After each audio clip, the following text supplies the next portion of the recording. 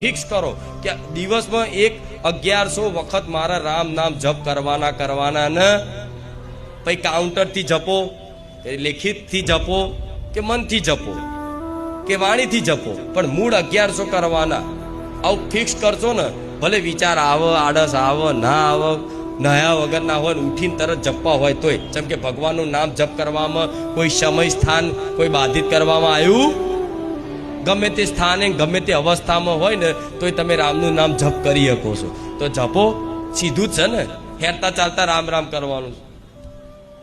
આમાં શું થશે? તો આમાં શું થશે હજુ એની ખબર ને. શું નહીં થાય, હું માતા એવું કહીશ. આમાં શું નહીં થાય? તમે કહો શું થશે, તો હું એવું કહીશ શું નહીં થાય.